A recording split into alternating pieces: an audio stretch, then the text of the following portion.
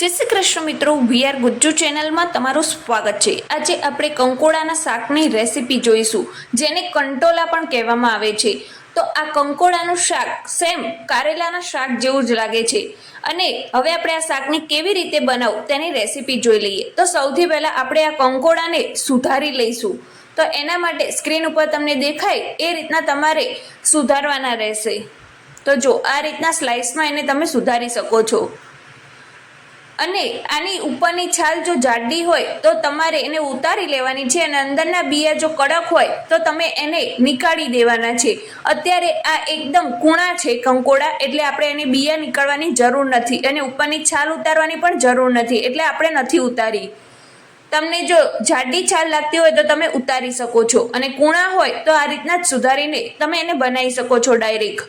તો આ રીતના આપણે હવે બધા જ જે કંકોડા લીધા છે એને સુધારી લઈશું। આપણે 250 ગ્રામ જેટલા કંકોડા લીધેલા છે, અને આ બધા કંકોડાને હવે આપણે સુધારી લીધા છે, જો આ રીતના લાંબી સ્લાઇસમાં। હવે આપણે એને બનાવવા માટે એક જાડા તળિયાવાળા વાસણમાં તેલ ગરમ કરવા મૂકી દીધું છે મીડિયમ ગેસ ઉપર, અને એમાં આપણે 2 મોટી ચમચી જેટલું તેલ ઉમેર્યું છે।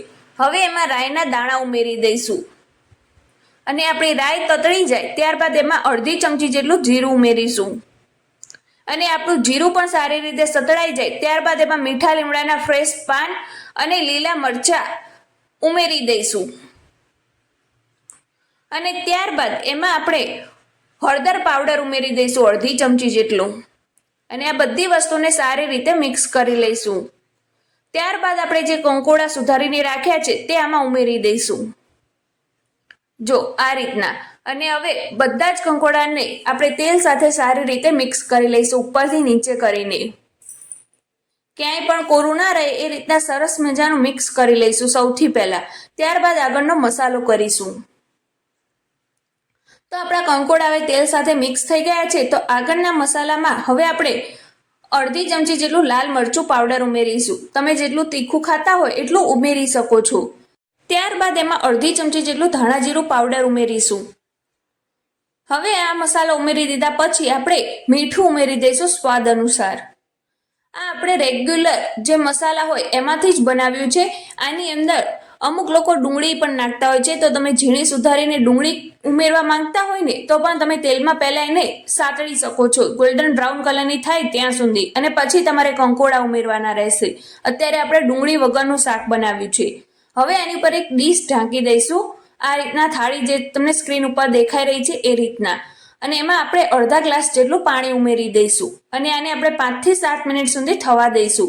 અને હવે પછી એને ચેક કરીએ 5 થી 7 મિનિટ પછી, તો જો આપણું શાક સહેજ થવા લાગ્યું છે અને તેલ છોડવા લાગ્યું છે સાઈડમાંથી।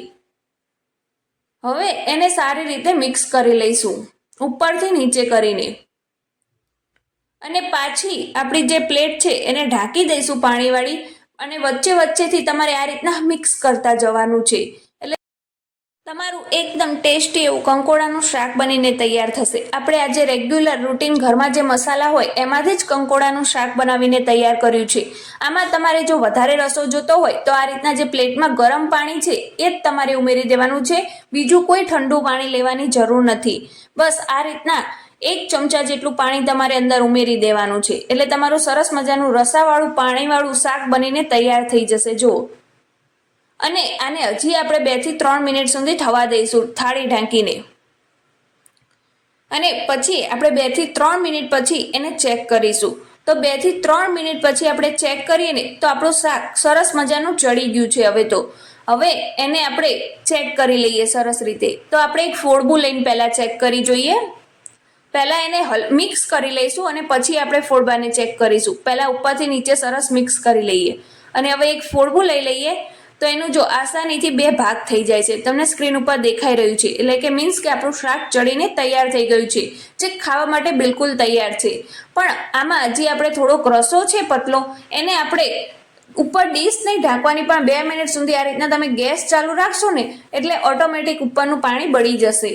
તો જો હવે એને 2 મિનિટ સુધી થવા દઈશું, અને આ કંકોડાનું શાક કોનું ફેવરિટ છે મને કમેન્ટ બોક્સમાં લખીને જરૂરથી બતાવજો. અને વિડીયો પસંદ આવ્યો હોય તો એને એક લાઈક જરૂર કરી દેજો. અને વીઆર ગુજ્જુ ચેનલ ઉપર તમે નવા આવ્યા હોય અને હજી સુધી એને સબસ્ક્રાઇબ ના કરી હોય તો એને સબસ્ક્રાઇબ જરૂર કરી દેજો.